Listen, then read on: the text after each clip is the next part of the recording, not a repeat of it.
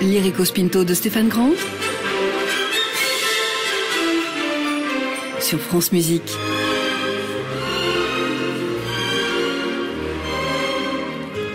Bonjour à toutes et à tous, vous me permettrez un mot un tout petit peu personnel, une fois n'est pas coutume, pour ouvrir ce nouveau numéro de Lyrico Spinto. L'une des plus belles choses de notre métier, surtout l'un des privilèges extraordinaires, tient dans la fidélité et dans le lien spécial qu'il nous est permis de nouer avec certains artistes, de les suivre dans le cheminement de leur carrière et de leur vie, d'avoir le grand plaisir de les retrouver régulièrement pour renouer le fil d'une conversation qui ne s'est jamais interrompue, et puis aussi quelque chose qui n'est pas tellement peut-être dans l'air du temps, ni tout à fait de notre époque, mais qui tient tout simplement à l'exercice d'admiration et aux émotions qui vont avec. Je me rappelle exactement tous les détails du premier jour, du jour où je suis allé acheter le premier récital de Roberto Aragna, l'impatience, la fébrilité, le nombre de fois incalculable qu'il a tourné depuis ce jour-là sur ma platine, et quelques petites années plus tard, eh bien voici que Roberto Aragna est à mes côtés et avec nous pour 1h30 ensemble sur France Musique, et nous sommes donc ensemble jusqu'à 13h30. Bienvenue à toutes et à tous. Le bruit des champs s'éteint dans la forêt immense. Sous les tilleuls sacrés, tout est ombre et silence, et je me sens au cœur l'audace d'un héros. Pourquoi tarder que le combat commence?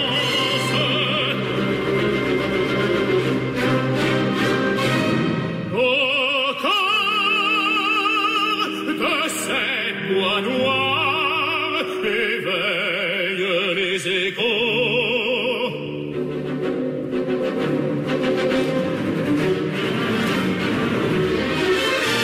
Non, si ma force est mon courage succombe dans l'effort, si la mort m'attend dans cette île sauvage.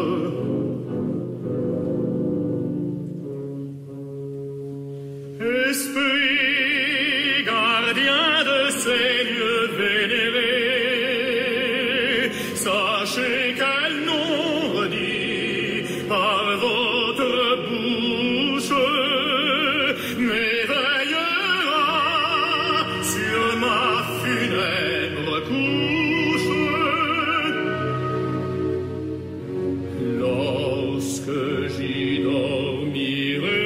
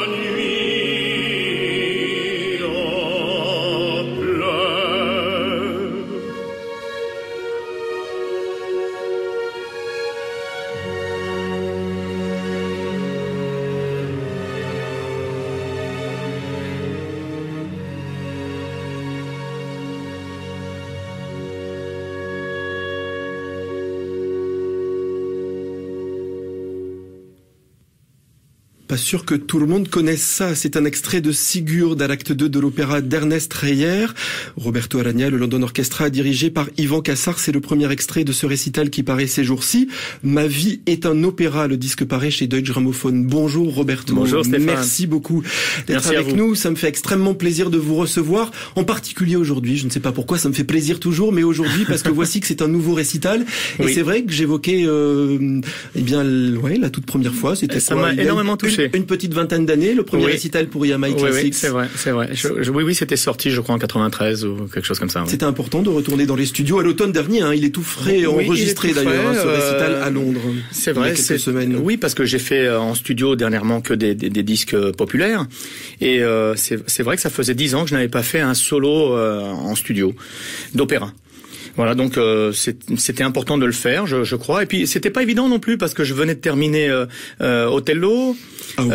Oui, j'ai tout de suite enchaîné avec un récital à Monte-Carlo. J'ai eu une semaine de vacances où il a fallu préparer ce disque et j'ai enregistré d'abord La Navarrese, donc l'ouvrage en entier, l'intégrale, et tout de suite enchaîné avec celui-ci. Donc voilà, ça a été un été assez studieux et assez occupé. Voilà, mais je suis ravi parce que en même temps ça me donnait la trouille, c'est vrai, parce que c'est pas évident de refaire un disque. Alors j'en ai fait beaucoup des disques d'opéra. On se dit tiens, il y a quand même 10 ans ont passé. Peut-être que vous savez, le disque c'est une radioscopie. Le moindre détail, le moindre inflexion, les micros sont tellement sensibles. C'est la voix à un moment T. C'est un témoignage. C'est un témoignage dans l'instant. Mais je crois que quelque part le résultat est vraiment pas mal parce que moi je n'ai même pas écouté en fait. Lors de l'enregistrement, je n'allais pas écouter. C'est-à-dire que Ivan Cassar était là en chef d'orchestre, c'est lui aussi qui produisait le disque, et j'avais mis mon frère Federico, donc qui a été engagé par Deutsche Grammophon et Universal pour faire le producteur. C'est-à-dire que c'est lui qui me dit tiens Roberto, reprends ci. Je n'allais pas écouter. Donc vous lui accordiez toute confiance. Toute confiance parce que j'avais tellement peur d'être déçu. Avec tout ce que je lis depuis quelque temps, que je me suis dit si je vais être déçu, je vais pas pouvoir continuer à faire le disque. Donc je lui ai fait confiance à 100%. Et moi je chantais, je reprenais ce qu'il me disait. S'il fallait refaire un air, je le refaisais. Mais donc je me suis fié à ses oreilles, à celles d'Ivan Cassar, et voilà. Et le résultat est là. Alors on n'est pas déçu, bien au contraire. Et le grand plaisir de ce disque, de ce récital, Roberto Alagna, on va en écouter de nombreux extraits jusqu'à 13h30. C'est d'y entendre dans votre voix aussi, des œuvres qu'on a peut-être sans doute et même assurément oubliées. On se dit quelques mots par exemple de ce Sigurd d'Ernest Reyer qui avait été créé du reste à la Monnaie de Bruxelles, c'était en 1884, l'année suivante c'était à Paris et puis qui a à peu près disparu de toutes les scènes d'opéra. Il y a eu une production en 2013 à Genève avec notamment la Brunhilde d'Anna Caterina Antonacci. Oui, c'est vrai. Roberto. C'est vrai, je crois que c'était Chasselin qui dirigeait, si ma mémoire est bonne. Oui, donc c'est dommage parce que c'est le vrai patrimoine français. Voilà, ce sont les œuvres. Moi, j'ai grandi avec ce patrimoine en écoutant José Lucioni. Il y a un extrait de José Lucioni qui est déjà mûr, et il y a un petit extrait sur YouTube où on le voit. Donc il y a très peu d'images de Lucioni, mais là on le voit, et c'est hyper émouvant. Moi, à chaque fois, j'ai les larmes aux yeux lorsque je le vois et chanter cet air, parce que je sais pas, c'est peut-être toute ma jeunesse, toute l'époque où je rêvais, où j'avais l'envie de devenir un ténor, de faire ce répertoire. Et c'est s'inscrire dans les pas justement de tous ces ténors français. Vous citez José Lucioni, oui. Je voyais que Georges Thiel avait chanté ça, évidemment. Guy Chauvet, César Vezzani aussi. César Vezzani, Paul Frantz, enfin des tas de chanteurs. Bien sûr, c'était les grands chanteurs français. Il y avait une vraie école du chant français qui aujourd'hui, on ne sait plus où elle est, cette école du chant français. Et c'est un peu dommage parce que le répertoire français est peut-être un des répertoires les plus beaux dans l'art lyrique, avec des livrets, des textes sublimes, une musique qui est toujours très raffinée, qui est très touchante. Voilà, moi je défends beaucoup le répertoire français, mais vous le savez depuis des années, même si je défends aussi bien sûr le répertoire italien, mais le répertoire italien a moins besoin d'être défendu que le français. Voilà. Alors répertoire français beaucoup à l'honneur dans ce disque, et puis c'est l'occasion, puisque le titre porte bien son nom, Ma vie est un opéra, comme ça un coup d'œil dans le rétroviseur, regardez ce qui s'est passé ces 20-30 dernières années, revenir par exemple au rôle des tout débuts. C'est ainsi que vous étiez par exemple en 1993 sur la scène de l'Opéra de Monte-Carlo pour chanter le Roberto d'Evreux de Donizetti. Oui. En voici un extrait avec une certaine Alexandra Kurzak à vos côtés.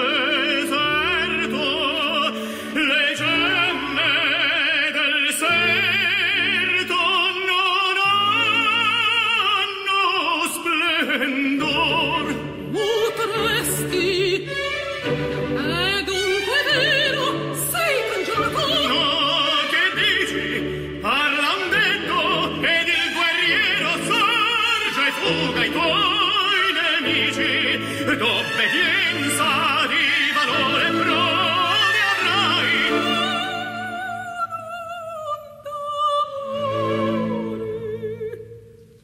Vuoi pognar? Vuoi pognar? Ma di non pensi che pognar faresti un ciglio che di pianto? Ahimè.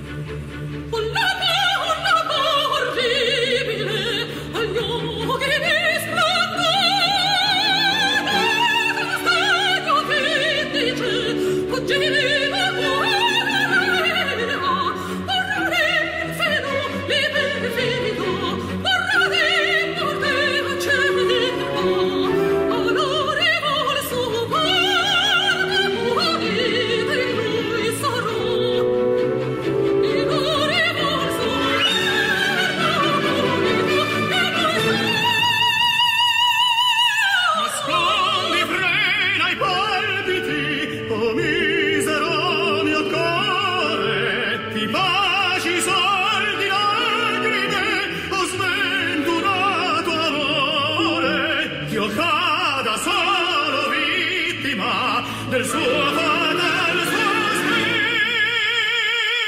sospetto, con me l'arcano affetto e morte tomba, brasi morte tomba, e tomba, brasi morte tomba, e tomba avrà regina.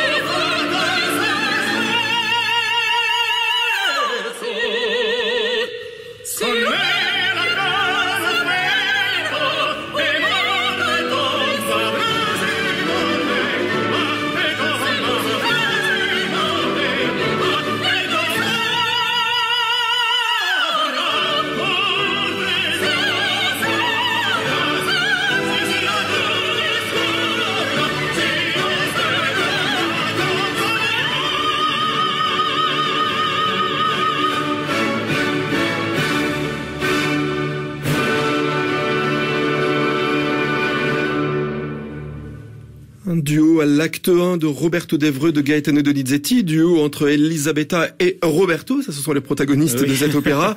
Alexandra Curzak, Roberto Alagna, Yvan Cassar à la tête du London Orchestra. Je disais que c'était un des rôles de vos débuts, Roberto d'Evreux. Vous le chantiez il y a un peu plus de 20 ans sur la scène de Monte-Carlo. Vous présentez Alexandra Curzak, Roberto Alagna? Bien sûr. Je suis ravi que vous ayez choisi ce duo parce que c'est vrai que je voulais évoquer Roberto d'Evreux et grâce à Alexandra, j'ai pu le faire. Puisque, en fait, Roberto d'Evreux, j'avais enregistré déjà l'air dans le disque Bel Canto. Oui. Mais donc je savais pas quoi faire. Et le fait d'avoir une voix comme celle d'Alexandra, ça m'a permis justement de pouvoir refaire ce duo. Idéal pour le Bel Canto, la voix d'Alexandra Kursak qui était il y a encore quelques jours notamment à Madrid pour la fille du régiment, et puis vous serez tous les deux ensemble dans l'Élixir d'amour la saison prochaine. Exactement. Elle est formidable parce que elle a vraiment le sens de cette musique. Déjà, c'est une grande musicienne. Vous savez qu'Alexandra a été premier violon à l'orchestre de Wrocław, enfin dans sa ville. Elle a fait de grandes études musicales. C'est quelqu'un qui a fait énormément de rôles belcantiste, même baroque et tout ça. Donc quelque part, c'était la voix idéale pour moi. Et aujourd'hui, la voix d'Alexandra, on dit Kurzak en polonais, mais c'est pas grave. Vous ne prononcez pas le R alors. Voilà, c'est Kurzak. Voilà. Et donc le fait d'avoir cette voix, déjà on comprend que le futur d'Alexandra comme voix. Je pense que c'est une voix qui va devenir beaucoup plus lyrique et qui, pour le moment, est obligée de garder une sorte de légèreté pour pouvoir, affronter les œuvres qu'elle fait en ce moment, c'est comme la fille du régiment. Elle était à la Scala dans le Contori. Oui, le Contori, le Rigoletto à Londres. Et donc, mais je pense que c'est une voix qui va s'élargir et qui a beaucoup de possibilités, comme sa maman d'ailleurs, qui continue à chanter, qui a commencé comme elle avec la Reine de la Nuit et qui chante aujourd'hui à Abigail, qui chante Turandot, Tosca, tout ce répertoire. Et je pense qu'elle va suivre le même chemin que sa maman. Et la voix, on a fait déjà un essai en chantant le duo d'Othello cet été dans un concert. Et c'est vrai que la voix prend une maturité. Et donc je suis ravi parce que je pense que l'avenir va nous donner un soprano généreux lyrique avec toute cette maîtrise du bel canto en même temps. Alors ça c'est intéressant, l'évolution d'une voix. On va y venir dans quelques petites secondes. Le temps de dire qu'Alexandra Kurzak, elle sera également avant que vous la retrouviez donc à l'automne prochain sur la scène de la Bastille pour l'Élixir d'amour. Également dans du Donizetti, ce sera au mois de juin 2015 au Théâtre des Champs-Élysées. Elle chantera le rôle-titre de la Marie Stuart de Donizetti. Alors, à propos justement de la façon dont une voix évolue, et c'est ce qui est aussi raconté dans le livret, dans le texte qui accompagne votre récital, Roberto, Ma vie est un opéra.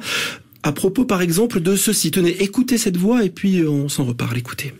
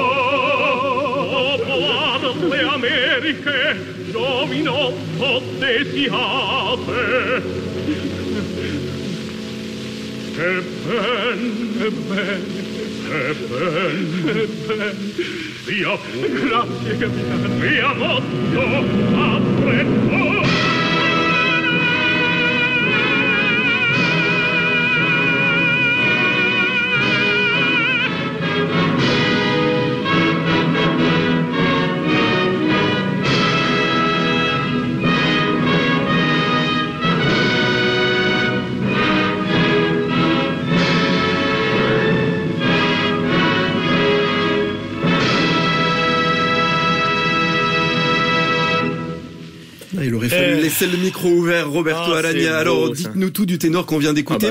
Ça, il suffit d'une syllabe et on le reconnaît, c'est Beniamino Gilli. En 1940. En 1940. Extrait de Manon Lescaut de Puccini. Extraordinaire, parce que c'est l'opéra incarné, quoi. C'est l'opéra incarné, par la direction aussi d'orchestre, par la liberté dans l'interprétation. Alors, on pourrait dire, voilà, il y a des aigus qui sont un peu trop tenus. C'est vrai que ça peut être des fois un peu trop tenu, mais un aigu trop tenu. Ils sont fermement bien tenus, oui, si je puis dire. À un moment, on se dit, oui, c'est trop. Et puis, tout d'un coup, ça bascule dans le magique. Et là, ça devient extraordinaire. C'est la durée. Mais il faut savoir la gérer, cette durée. C'est pas évident. Et puis, il fait quelque chose d'assez extraordinaire. C'est assez drôle en même temps quand il répond au baryton, grazie, eben, avec les petits sanglots. Mais il est dans le personnage. Et il rajoute un si naturel. Alors on pourrait dire aujourd'hui, il a rajouté, c'est pas normal. On n'entend plus ça aujourd'hui. Ça n'a jamais fait, c'est-à-dire c'est le seul qui a rajouté cet aigu. Mais en réalité, il a raison. Parce que je crois que dans la partition, Puccini a écrit ici, des Grieux lance un cri long et désespéré. Donc, pour rester dans la tonalité, il a fait un si naturel. Dites Roberto Arana, c'est le répertoire et les airs que vous chantiez lorsque vous aviez 22-23 ans et que vous vous apprêtiez à présenter le concours Pavarotti à Philadelphie, les premières auditions, mais vous chantiez ça? Vous aviez la voix de cela Avant. C'était bien avant Philadelphie. Vous savez que le concours Pavarotti a duré 2 ans. Donc, moi, je travaillais avec mon vieux professeur cubain et lui me faisait travailler beaucoup plus lourd que ça puisqu'on a travaillé Othello lorsque j'avais 17 ans, Samson, on travaillait tout ce répertoire. Mais pourquoi, quelque part, aujourd'hui, je me dis, mais pourquoi il me faisait travailler ça? Et quelque part, c'est normal. Comme moi, il faut pas oublier qu'à cette époque-là, je chante au cabaret. Et donc, je chante toute la nuit dans le centre de la voix. La variété, la chanson populaire, dans le médium. Donc, il a dû entendre un médium généreux, parce que je chantais toute la nuit là-dedans, et il s'est dit, voilà, c'est un ténor lyrique qui a tendance spinto, parce que bien sûr la voix était puissante par cette jeunesse, par cette exubérance que j'avais, cet enthousiasme. Il faut pas oublier que j'étais un hyper timide, donc un hyper timide quand vous le lâchez, ça explose, hein, c'est un volcan, tout le magma à l'intérieur. Voilà, donc c'est un peu ça. Et voilà, donc lorsque je suis arrivé j'avais aussi bien sûr, il y avait tous mes oncles qui chantaient ce répertoire, donc tout le monde chantait les paillasses, donc j'entendais que ça. On chantait rarement Nemorino ou je sais pas Don Pasquale, c'était très rare. Et voilà, donc je suis arrivé à Modène. Au départ, juste moi je ne savais même pas que c'était un concours. J'ai chanté juste la danse. C'est pour ça qu'il est d'ailleurs dans le disque, parce que c'est le premier morceau que j'ai chanté à Pavarotti. Voilà, donc la danse. Et puis très vite, quand je me suis présenté à Modène pour le vrai concours, je suis arrivé avec André Chénier, Manon Lescaut, La Fanciulla de l'Ouest, enfin tout ce répertoire que je travaillais avec mon professeur par plaisir. Voilà. Et puis très vite, Pavarotti, alors c'était incroyable parce que il engueulait tout le monde, Pavarotti. Ah non, ça c'est pas pour toi, c'est pas. Et moi, à la finale, il m'a redemandé André Chénier. C'est ça qui était quand même incroyable. Donc j'ai gagné la finale à Modène avec André Chénier.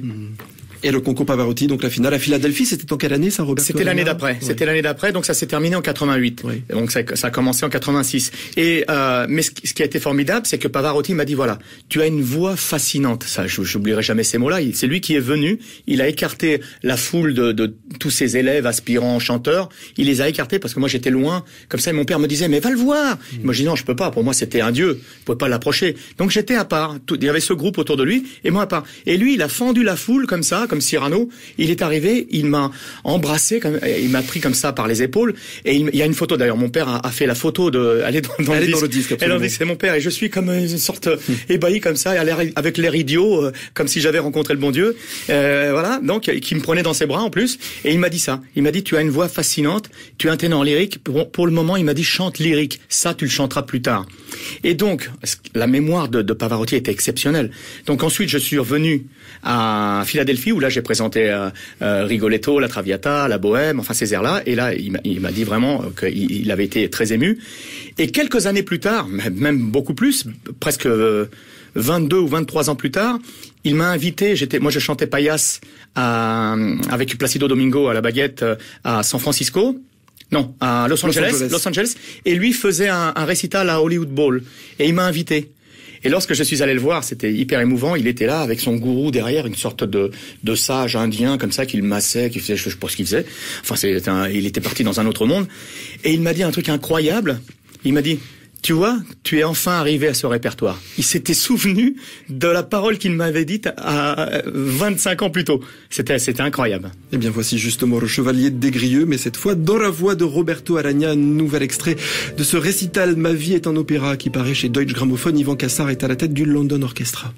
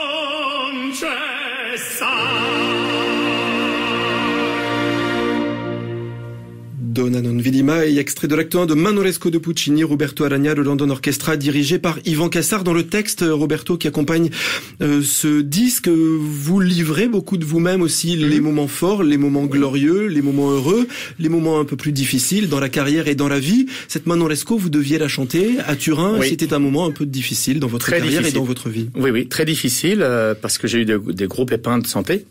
Et c'est là que ça s'est vraiment déclaré. J'avais eu déjà une petite alerte pendant le récital que je devais faire à Garnier, oui, où j'avais été remplacé par Rolando Villazone, où j'avais fait les répétitions. Et à un moment, je me suis assis sur le podium derrière le chef, qui était Frédéric Chasselin, d'ailleurs, on en parlait tout à l'heure, et j'ai dit, je peux plus, je ne tenais plus debout, j'étais livide, j'avais plus de force, j'étais vidé, je savais pas ce qui m'arrivait, j'étais obligé d'annuler ce concert, et avec une peine énorme, parce que c'était la première fois que j'avais ce genre de sensation, comme ça, de perte complète d'énergie, et voilà. Et donc, ensuite, on a fait des tests, et j'ai fait des examens, et on trouvait rien, on savait pas ce que j'avais, si j'avais un cancer du pancréas, le sucre ne tenait plus, j'avais des problèmes de plaquettes, enfin des tas de choses. Je me rasais le matin, j'étais en sang, le sang ne coagulait plus. Enfin, c'était terrible. Moi, je me suis dit, ça y est, la fin est proche. Et voilà. Et j'ai quand même tenu à aller aux répétitions de Manon Lescaut parce que je tenais absolument à cette œuvre. Et c'est moi qui avais tout construit avec Turin. Et j'avais mis même à la mise en scène Jean Reno, mon ami, en lui disant, voilà, tu vas faire cette mise en scène. J'avais Christian Gasque, un autre ami qui faisait les costumes magnifiques. J'avais mis Svetla Vassileva qui était là. Donc j'étais entre amis pour faire cette œuvre que moi j'adore depuis des années. Pido à la baguette, on avait travaillé en Suisse ensemble, on était heureux, on avait chanté le rôle, on était vraiment dans un bonheur complet. Et puis là j'arrive à la répétition et tout le monde était en pleurs parce que on m'attendait, on savait les problèmes de santé et j'ai commencé à chanter la répétition, tout le monde, oh c'est magnifique, c'est magnifique. Et à un moment je regarde la soprano et je lui dis mais qu'est-ce que tu vas pas bien? Elle me dit non, c'est toi. Elle avait fait une sorte de grimace dans le visage. J'ai dit, mais qu'est-ce qu'il y a? Et d'un coup, je m'écroule. J'étais en sueur, comme si je sortais de la douche, et livide. Et puis, je me suis retrouvé à l'hôpital. Je me suis réveillé à l'hôpital. Et voilà. Et donc, le lendemain matin, j'ai voulu retourner à la répétition. L'hôpital me l'a interdit. Et puis, j'ai été obligé de déclarer forfait. Donc, j'ai dit, Manon, tu m'as trahi. Et c'est pour ça que je commence le disque avec Manon mi tradisci. France Musique. Et c'est l'Erico Spinto, bienvenue. Si vous nous rejoignez, nous sommes ensemble jusqu'à 13h30 et nous sommes en compagnie de Roberto Alagna.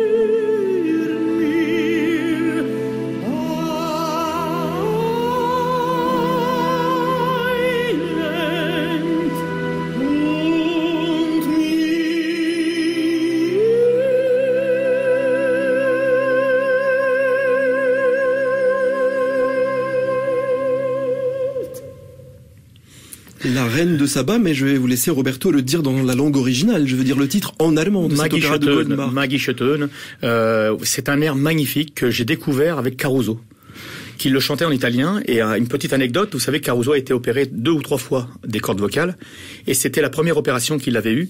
Et tout de suite en revenant après la récupération de l'opération, c'est le premier morceau qu'il avait enregistré avec sa nouvelle voix. Donc c'était magnifique et c'était en italien. Donc je voulais chanter cet air, et quand je me suis plongé dessus, je me suis dit mais la langue originale est en allemand. Et là, j'ai découvert Léo Slezak, j'ai découvert Gueda, tous ces gens qui chantaient magnifiquement ce répertoire. Deux petits mots sur l'œuvre. Elle a été créée en 1875 à l'Opéra de Vienne. Oui. Et un certain Gustave Mahler l'a dirigée 25 ans plus tard dans une version révisée à l'Opéra de Vienne également. Exactement. Ouais. Et ça avait été donné aussi en Italie avec Martinucci. Donc complètement une voix spinto pour ce genre de répertoire. Donc c'était quand même et en italien. Voilà. Donc j'ai tenu à le faire en allemand. D'abord, je l'avais fait il y a ça fait à peu près 2 ou 3 ans que je le chante en concert. J'avais commencé au piano, puis je l'ai fait aussi en Espagne avec orchestre. C'est un air que j'adore parce que c'est d'une difficulté rare, parce qu'il faut le trouver, l'atmosphère. C'est un peu comme dans Les Pêcheurs de perles.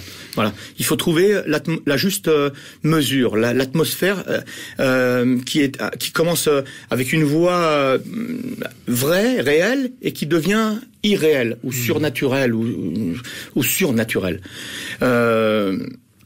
Donc c'est un air que je voulais mettre dans ce disque parce que en même temps ça annonce le répertoire allemand que je vais peut-être aborder. Donc normalement je devrais faire à Bayreuth puisque j'ai reçu une offre assez incroyable. La première fois j'ai été un peu choqué, et puis ensuite je me suis plongé dedans. J'ai refusé 2-3 fois et Bayreuth revenait à la charge, et puis ensuite j'ai accepté parce que Alexandra, c'était la langue un peu qui faisait barrière, c'est-à-dire que je peux chanter de l'allemand, j'ai déjà chanté de l'allemand, j'ai chanté Martha, j'ai fait des disques de Noël en allemand ou d'autres, mais moi ce qui était intéressant pour moi c'était de comprendre le poids du mot, la musique du mot. Et si on ne comprend pas vraiment la langue, c'est plus difficile. Mais là, j'ai de la chance parce que Alexandra parle allemand couramment, donc elle va pouvoir être derrière moi, me donner voilà, elle va pouvoir me coacher, mais dans le bon sens, c'est-à-dire pas seulement faire une imitation, mais entrer dans la prosodie. Alors ça tombe bien, écoutez ceci, vous allez voir où je veux en venir. Justement, Bayreuth, on l'évoque juste après. Tenez, écoutez ce ténor, vous allez le reconnaître lui aussi.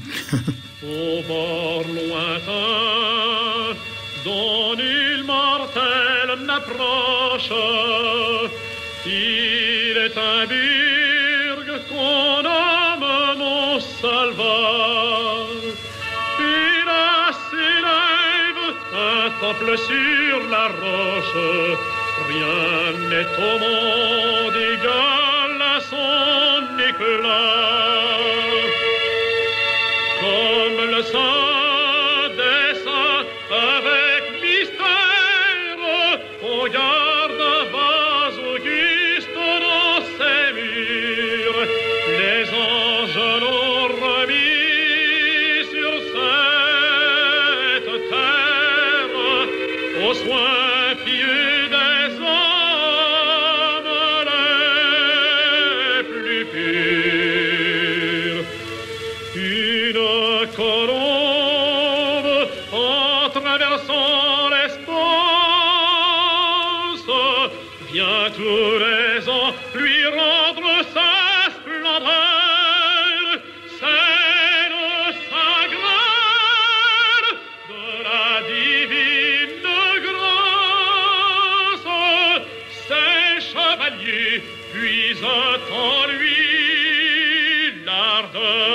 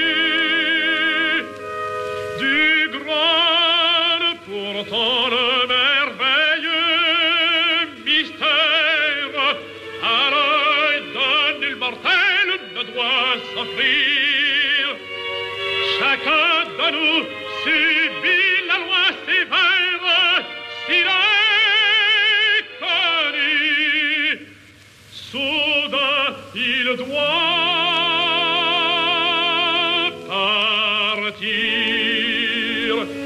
Eh bien, je vais parler, puisqu'on l'ordonne. Je calme ma voix, et j'ai suivi sa loi. Mon père, Parsifal, sans la couronne, et Lohengrin, son chevalier, c'est moi. C'est beau comme ça, hein. Wagner peut être vraiment magnifique chanter comme ça. Je disais en préambule de cette émission, exercice d'admiration, je vous observais écouter ça extrêmement concentré, merci pour les cadeaux aussi. Oui, bien sûr. C'était Georges Thill, hein, Lohengrin en français, bien entendu, le récit du Graal. C'est extraordinaire. Aujourd'hui, si quelqu'un chantait comme ça, on dirait il chante tout forté. Et non, il chante tout timbré. C'est différent, c'est-à-dire que tout est homogène, même dans le mezzo forte, et c'est génial de simplicité. C'est extraordinaire. Alors on le critiquerait, on dirait il a pas de souffle parce qu'il fait des césures partout, etc. Non, il y a une vraie diction, on comprend tout. Il y a les césures là où il faut, et en même temps ce timbre tout le temps du piano jusqu'au forte est homogène. Voilà, donc, et puis la clarté, c'est-à-dire c'est un vrai ténor qui chante Wagner, et d'un coup Wagner devient un bel cantiste, devient solaire, devient vous avez vu, hein, ça m'a donné la chair de poule. C'est un truc qu'on peut pas contrôler, hein. Donc voilà, il est dans le vrai. Et ce qui est génial, c'est la simplicité, quoi. C'est évident, il est évident. Alors Lohengrin, vous l'avez pas cité, mais Lohengrin, c'est pour 2018 à Bayreuth, je vais vous dire même d'Anna Netrebko. Je sais pas encore si Anna va le faire, puisqu'elle va d'abord l'essayer à Dresden, et ensuite, si elle se sent confortable, elle va certainement le faire à Bayreuth. Moi, c'est ce qu'on m'a dit. On m'a dit, voilà, on voudrait le faire avec Anna et toi. Donc moi, j'ai été honoré, bien sûr. J'adore Anna. Puis c'était un peu surprenant pour moi que la direction et puis le maestro Telemann me demandent. Et ce qui est incroyable encore plus, c'est la confiance qu'ils ont déjà dans ce choix, puisqu'ils m'ont déjà contracté pour 18, 19, 20. Donc, écoutez, c'est une nouvelle expérience, un nouveau défi, un nouveau challenge, je sais pas comment il faut dire. Ça se prépare longtemps à l'avance, ça veut dire aussi. Déjà dans la tête, hein, il faut le digérer, voilà, il faut l'accepter. Je l'ai refusé plusieurs fois, hein. J'ai refusé avec des excuses extraordinaires en disant non, le cachet est trop petit, non, mais je veux ci, mais je veux ça. J'ai fait ma petite diva pour une fois, alors que je le fais jamais. Et c'est parce que je n'osais pas dire non, c'est pas pour moi, etc. Et donc ils sont revenus tout le temps à la charge, et puis donc à la fin j'ai dit oui, et puis voilà, Alexandra sera là aussi pour me coacher, donc ça me donne du baume au cœur. Et un chanteur français sur la scène du festival de Bayreuth, ça n'est pas rien. Il y a quelques semaines dans cette émission, dans le Rico Spinto, on écoutait un extrait d'une production de Lohengrin avec un grand baryton français, Ernest Blanc, qui était le premier chanteur français à chanter à l'époque à Bayreuth, hein, c'était à la fin des années 50. Et puis il évoquait aussi quelques années plus tard la façon dont il avait été accueilli à Bayreuth, auditionné avec toute la famille Wagner devant lui. Enfin, c'était quand même quelque chose à la fois d'un peu surréaliste pour lui, on le sentait bien, et d'extraordinaire. Enfin, c'est une aventure magnifique. Tout à fait. Ernest Blanc, bien sûr, qui était un baryton extraordinaire. J'ai connu son fils aussi. Et voilà, je pense que Bayreuth, c'est quelque chose de mythique, un peu. Il y a une sorte d'aura comme ça qui plane dans l'air. Et moi, je suis ravi. C'est drôle parce que je vais faire un petit clin d'œil. Moi, j'ai interprété le rôle de Tchacek, qui était le ténor favori de Wagner. Et j'avais déjà chanté le duo de Lohengrin dans ce film, et puis l'ouverture de Tannhäuser. Et c'était drôle parce que c'était une scène comique. Voilà, mais je n'aurais pensé qu'un jour Bayreuth me fasse appel à moi pour ce genre d'ouvrage. On est avec Roberto Aragna sur France Musique. On est ensemble jusqu'à 13h30.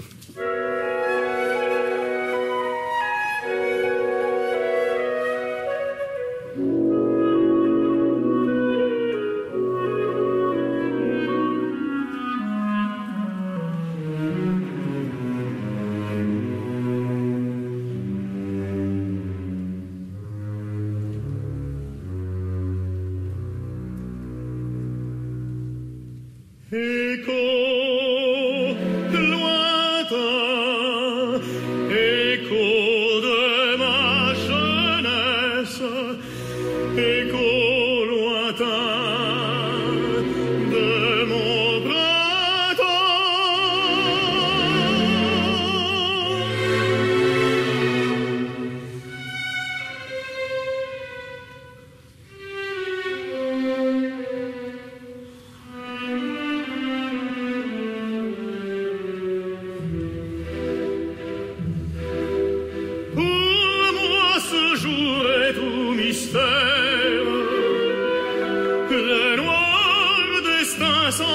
se taire.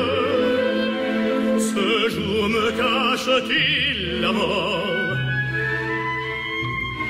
Serais-je le vainqueur, le fort, la vie ou bien la délivrance, le livre du destin toujours d'avance règle tous nos jours, les jours de paix et de souffrance.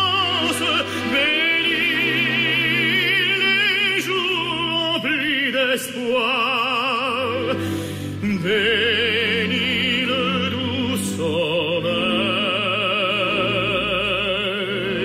du soir. Au ciel bleu, l'aube vient d'éclore pour annoncer un jour joyeux. Et moi peut-être à l'aurore dans le tombeau mystérieux du rêve cher à tout poète, j'aurai toujours la douce fête. Sur moi l'oubli mettra sa fleur, mais toi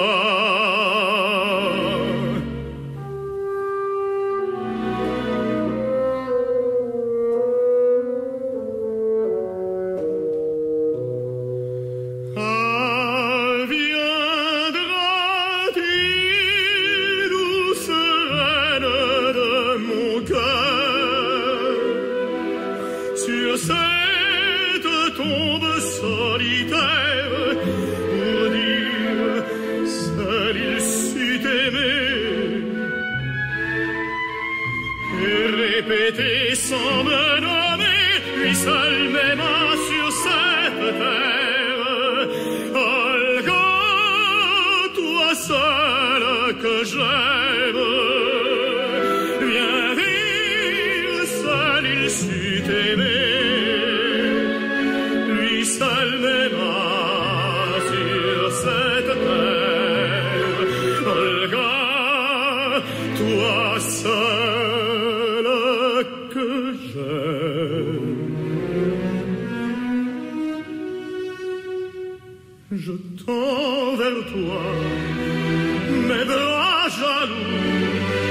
Oh viens, oh viens, ma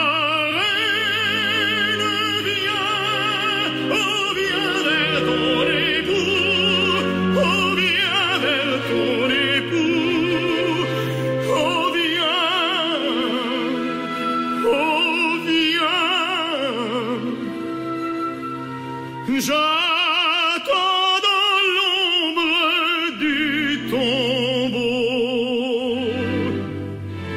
Oh viens vers ton époux. Écho lointain, écho de mon printemps, écho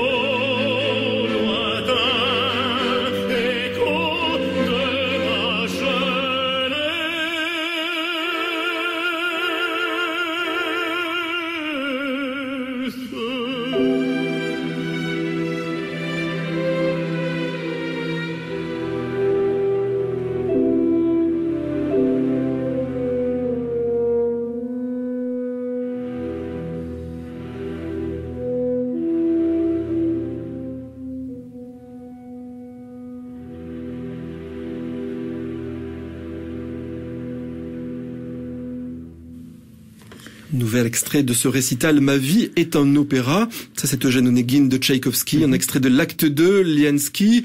C'est Ivan Cassar à la tête de London Orchestra. La voix de Roberto Alagna. Le texte en français. Mais dites donc, vous le chantez en russe, Roberto Alagna, Liensky. Je vous ai entendu, je suis allé un peu sur YouTube, écouter des choses à Moscou. Et vous le chantez drôlement bien, en plus. C'est gentil. Je l'ai toujours chanté en russe, sauf une fois où j'ai fait un hommage à Caruso.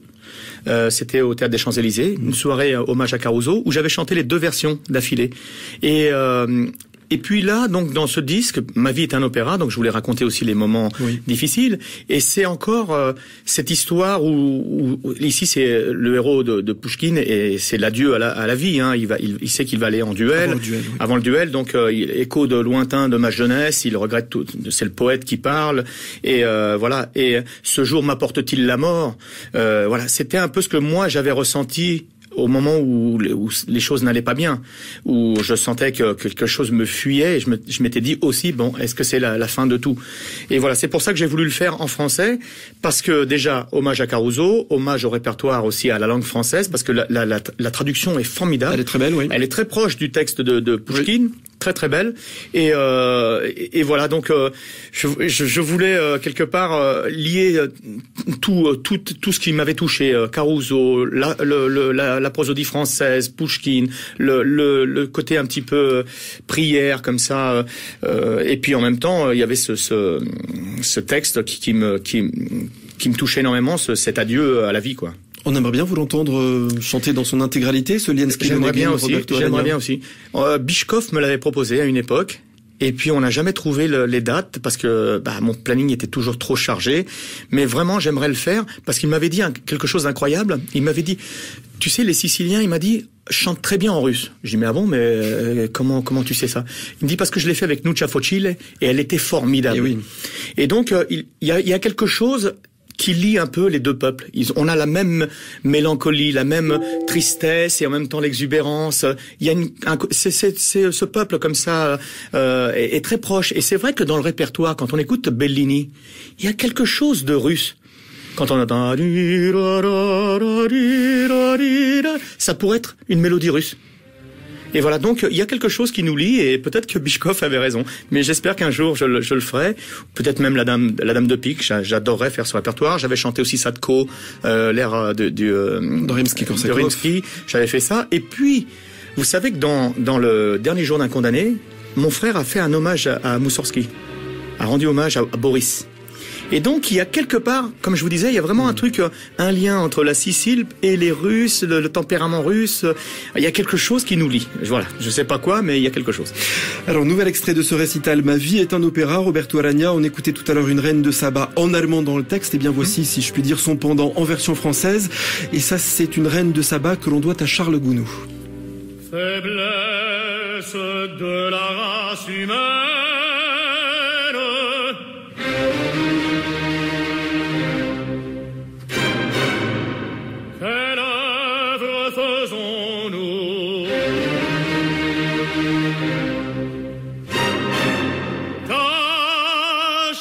puissante et vaine, un palais pour la volupté, un temple pour l'orgueil, digne à peine d'un homme, toute grandeur absente, et c'est là ce qu'on nomme créé pour l'éternité. Fils de Tubalcain, ô grande et forte race, bienfaiteur des humains, ô sublimes esprits qui de votre passage avez laissé la trace sur le Liban superbe en de vastes débris. Était-ce là vos œuvres colossales quand vos mains bâtissaient les murs des loggias? Gigantesques travaux aux formes idéales, que le Créateur même s'en effraya.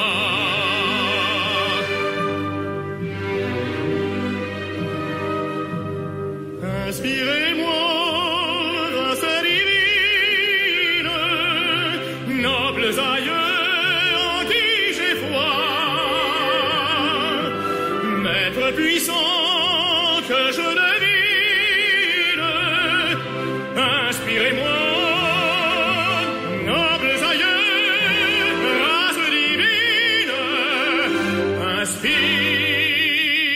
Inspirez-moi au gré de mon rêve en délire. Je veux laisser au genre humain une œuvre digne que l'on admire. Cette vase au puissant contour, la mer des reins, dans le sable déjà moulé. Quelle histoire d'un seul jet coulé. Et vous, fils du volcan, enflammez mon chéri et conduisez ma main.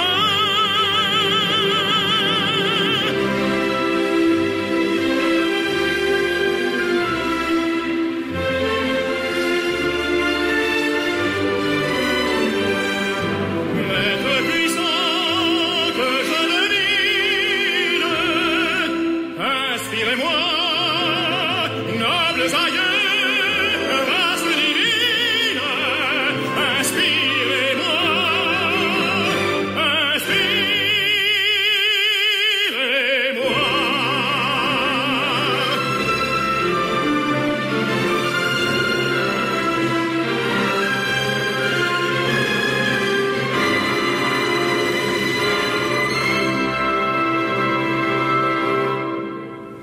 La Reine de Saba de Charles Gounod, un extrait de l'acte de Roberto Aragna, Yvan Cassar à la tête du London Orchestra, un nouvel extrait de ce récital qui paraît ces jours-ci chez Deutsche Grammophon. Ma vie est un opéra. Et comment, Roberto Aragna, le répertoire français, vous savez, je reçois des mails chaque semaine qui me parlent notamment de votre Roméo miraculeux à Toulouse, au Covent Garden, avec Leontina Vadova. Et Oui. heureusement qu'on a le témoignage et filmé et comment C'est vrai.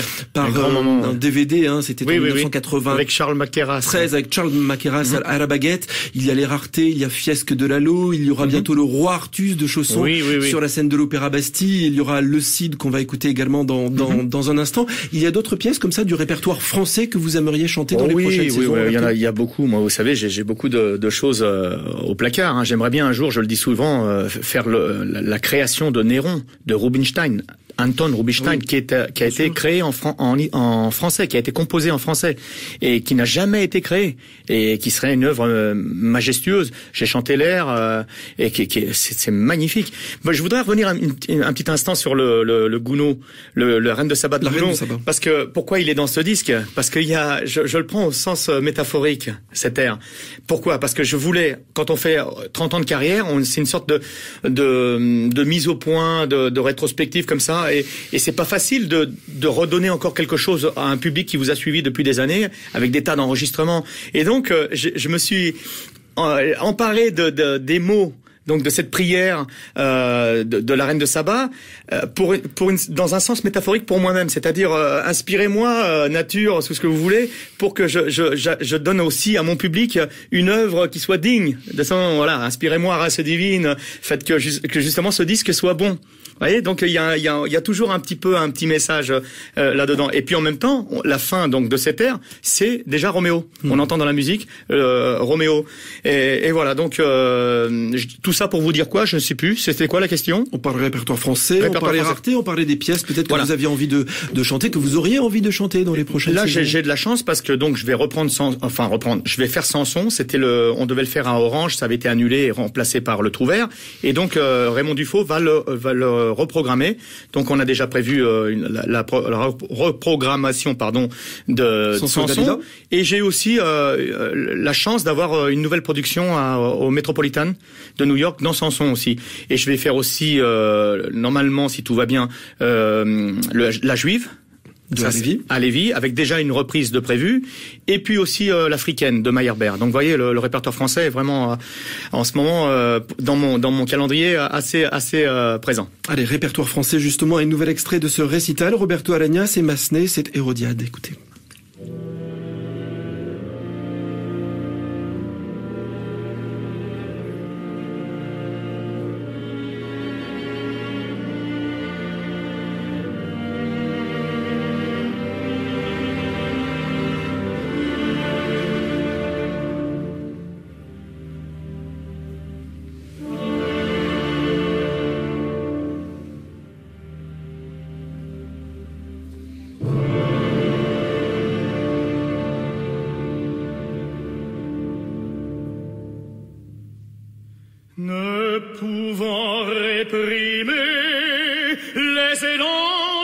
foi, leur impuissante rage a frappé ton prophète.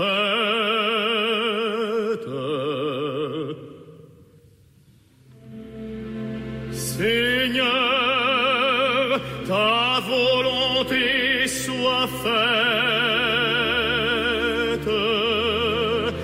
Je me repose en toi.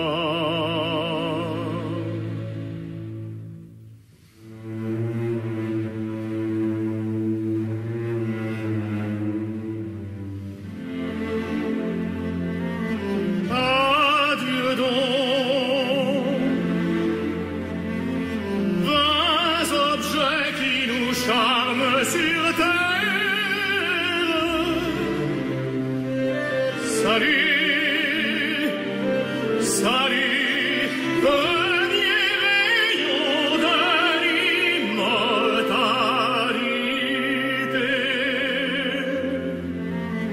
L'infini m'appelle et m'éclaire. Je meurs pour la justice et pour la liberté.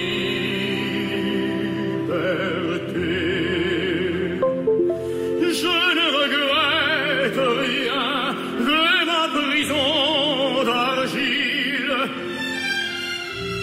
Fuyant l'humanité, je vais calme et tranquille m'envelopper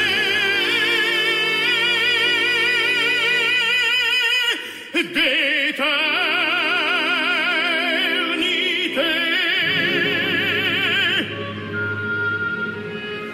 Je ne regrette rien, et pourtant, aux faiblesses, je songe à cet enfant.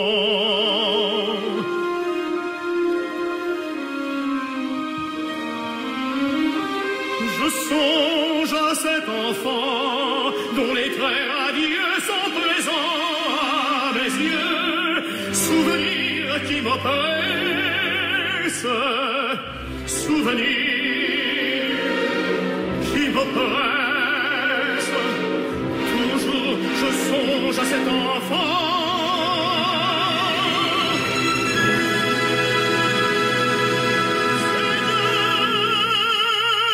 Si je suis ton fils, Seigneur,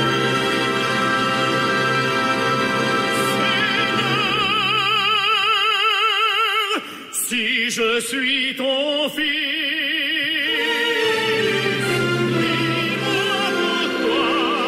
dis-moi pourquoi tu souffres que l'amour vienne ébranler ma foi. Suis-je ton fils?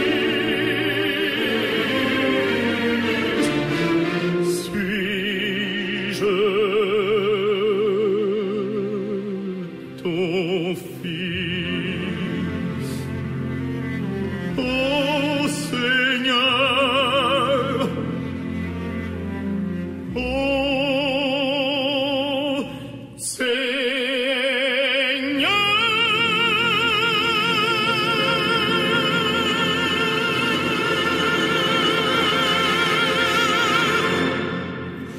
Un nouvel extrait du nouveau récital enregistré en studio il y a quelques semaines à Londres de Roberto Alagna avec Ivan Cassar à la tête du London Orchestra.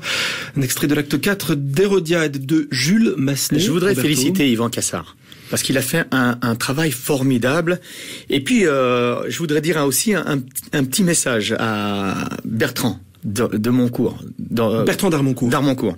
Parce qu'il y a quelques années, on m'avait remis la Légion d'honneur, et vous savez que Bertrand est un ami. Alors, petit insiste, Bertrand d'Armoncourt, directeur de la rédaction de Classica, du magazine Classica. Voilà.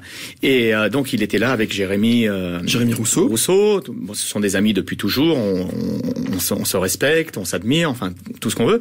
Et donc, je lui avais fait une confidence ce jour-là, on me remettait la Légion d'honneur, il était là, et je lui avais dit, voilà, je voudrais bien faire un disque d'opéra, et tu sais qui je vais choisir comme chef d'orchestre? Yvan Cassar.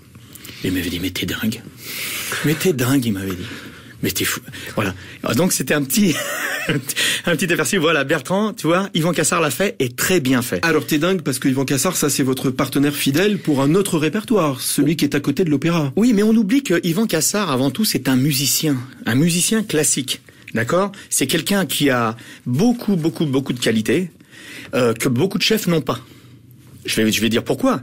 Parce qu'il est arrangeur. Et un arrangeur, c'est quoi? C'est quelqu'un qui assemble, qui compose, qui recompose, qui décompose. Donc c'est le boulot du chef d'orchestre. C'est-à-dire un chef d'orchestre essaie d'entendre tout et d'essayer comment dire, d'entendre le moindre instrument, le moindre détail. Ici, lui, il le fait. C'est son boulot. Et il est compositeur. Il a un bagage extraordinaire. Et le fait d'être aussi un champion de la musique populaire, c'est quelqu'un qui sait accompagner, qui sent le chanteur, il est aussi instrumentiste, il est clarinettiste, il est pianiste, il joue d'un tas d'instruments. Donc c'est quelqu'un qui est complet et en plus il a un goût très raffiné. Il a un enthousiasme qu'on ne trouve plus beaucoup chez les chefs d'orchestre d'aujourd'hui, qui sont un peu blasés, qui sont un peu qui restent un peu superficiels souvent et qui courent les cachets, il faut le dire la vérité, qui ne travaillent pas vraiment. Et voilà. Et donc on a ici de nouvelles possibilités. Et ça pour moi c'est assez extraordinaire. France Musique. Et bienvenue si vous nous rejoignez, numéro exceptionnel de Lirico Spinto. Aujourd'hui, Roberto Aragna est avec nous. Nous sommes ensemble jusqu'à 13h30.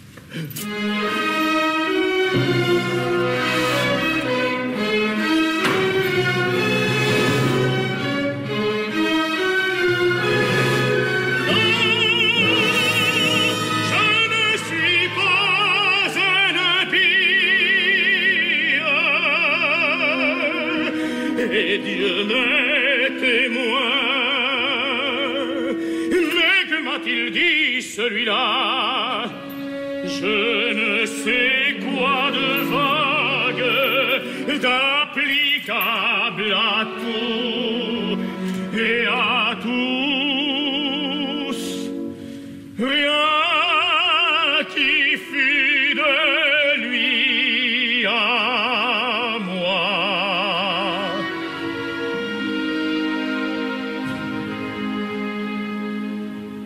Rien de senti, rien d'arraché de l'âme,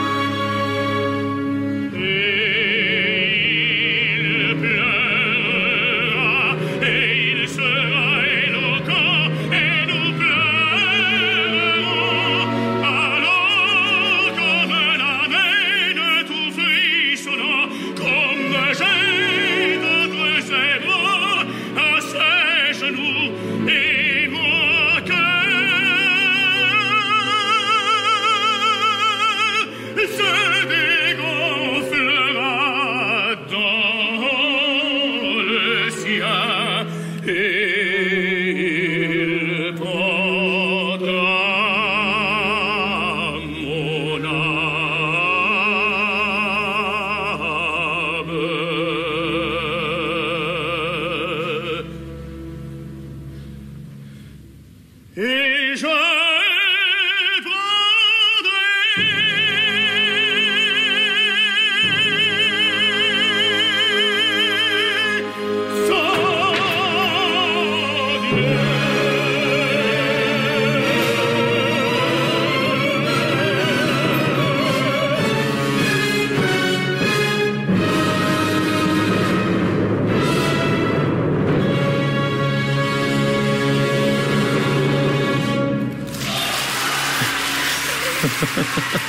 Alors ça, c'était sur la scène de l'Opéra d'Avignon il y a quelques mois, hein, tout juste. Hein, c'était au mois de mars 2014, le dernier jour d'un condamné. La musique est de David Alagna.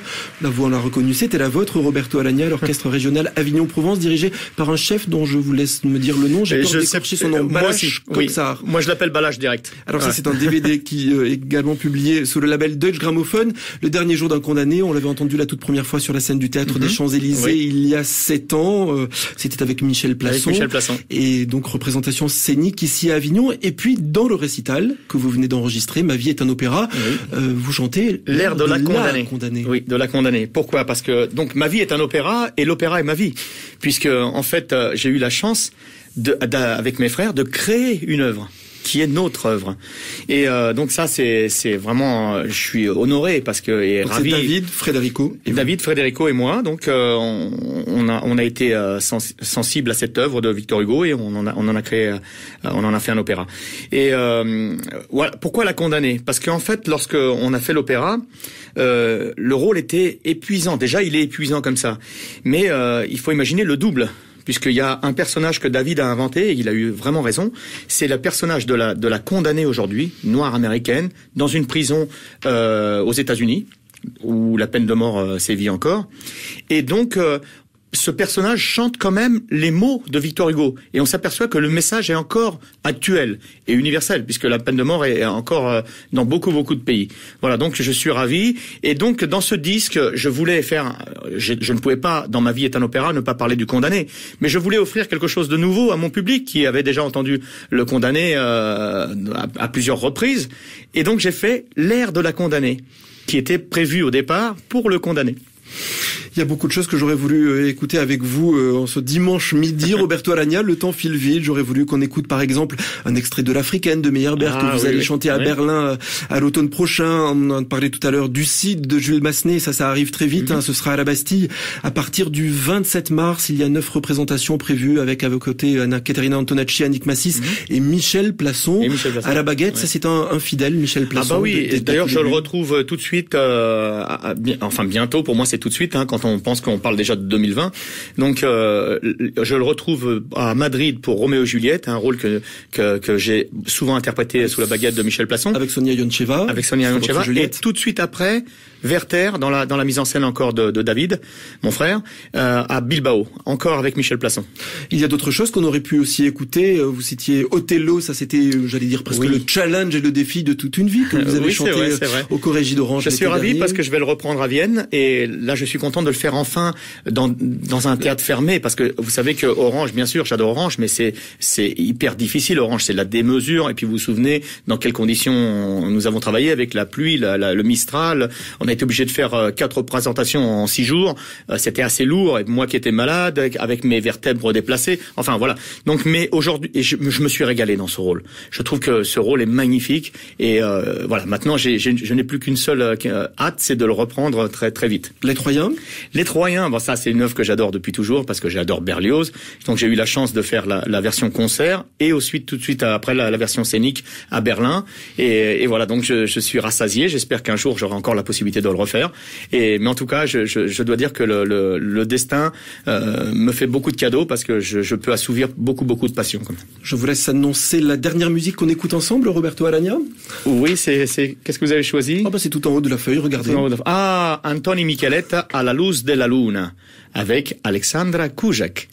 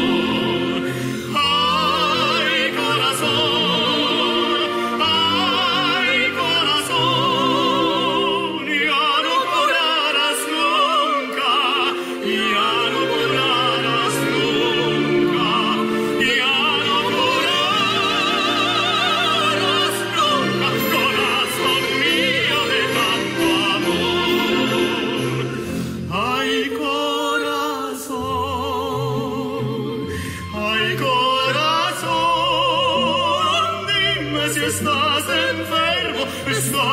enfermo de tanto amor. Ay, corazón,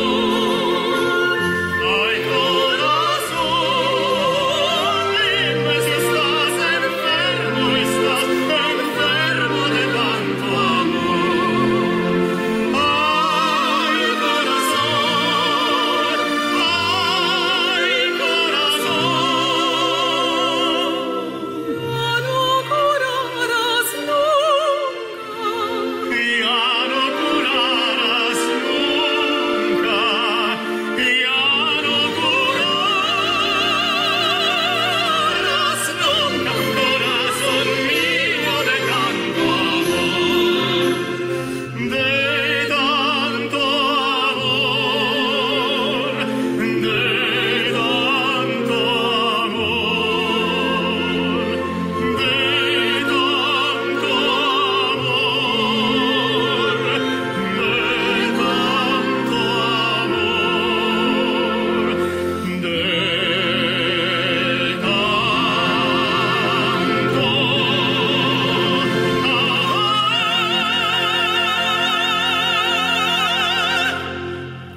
Ben voilà, on a pris la direction de l'Espagne finalement qui vous attend hein, dans quelques temps. Donc le Théâtre Real dans quelques semaines pour Roméo et Juliette de Gounod avec Michel Plasson, ce Werther, vous le disiez, à Bilbao. Et puis donc je rappelle dans l'agenda des prochaines semaines, Carmen à Berlin, les prochains mois, hein, ça sera l'automne prochain, automne 2015. Le Cid et le Roi Artus que l'on attend très vite à Paris. Et puis le rendez-vous rituel également au Corrégie d'Orange avec un nouveau Trovatore de Verdi. Qu'est-ce qu'on peut vous souhaiter de plus, Roberto Alagna? Je peux me permettre de vous dire que vous avez l'air non seulement extrêmement en forme, extrêmement heureux ces temps-ci. Je suis redevenu jeune, c'est incroyable. Ma nouvelle paternité me donne des ailes.